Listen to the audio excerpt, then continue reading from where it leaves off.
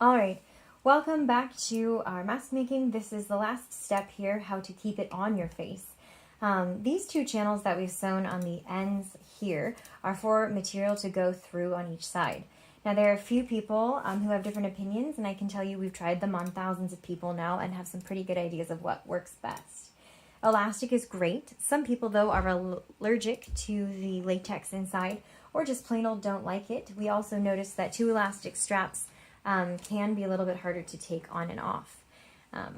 Regardless of the style of strapping that you choose, wearing your mask so that it goes over the top of your head and ties or straps behind the lower part of your neck not only gives relief to your ears so that you don't have sores or issues there, but it also allows your glasses to be worn appropriately. This wire here keeps the mask tight to your face, making it so you don't fog up wearing your glasses. But the wires above, or straps above and below, allow your glasses to sit comfortably on your face. It also allows for a custom fit. So if you're using elastic, on the website I've got different lengths depending on the width of your elastic. But in general, about this size of elastic, which is 1/4 of an inch, is about 16 inches. You need one continuous piece 16 inches long.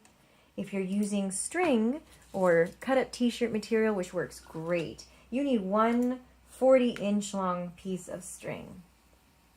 So that's going to work this way. I'm going to show you how to do each of them. I insert my string or elastic with a bobby pin. I have these really large bobby pins. If you don't have one, you can always take some of your wire and bend it into a hook to pull your elastic through, or use a barbecue skewer or something of that nature. So I'm going to go ahead and feed the elastic into my bobby pin, and then I'm going to insert the bobby pin in the end here and pull it through, loosening at the edge here. Sometimes elastic will bind on the edge of the mask, and that's okay. You're going to make sure not to pull your elastic through all the way, or you'll be threading it again.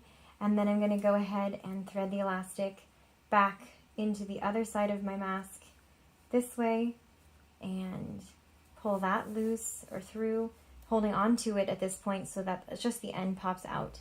And then I'll remove it from the bobby pin. And I've got most of a continuous loop, straightening out my elastic so that it is not twisted, because that bothers my OCD.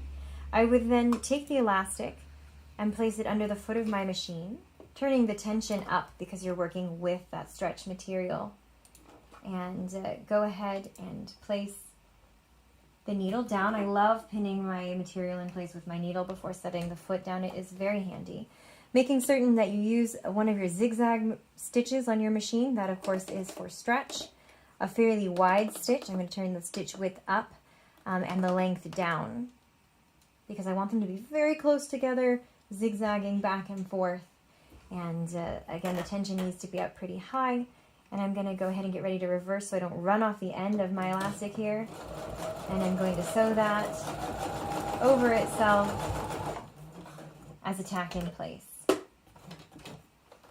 I'm going to free what I've got from the machine, cut it free, snip off all of my little scrappy bits, and you'll notice I have very neatly tacked my elastic together.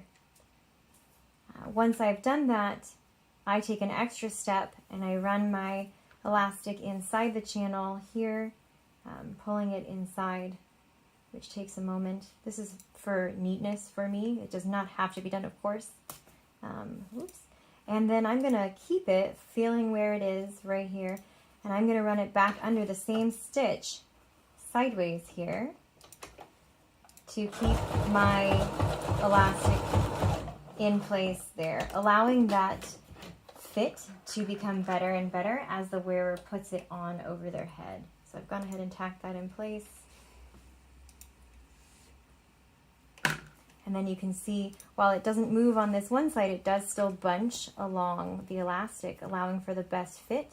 And on the other side, you can go ahead and shape this to fit you so that when you put it on, you open the bottom, put it over your head, and then you pull the top and put that over the top of your head. In a moment, I'm going to show you how the string works. But that is elastic inside your mask.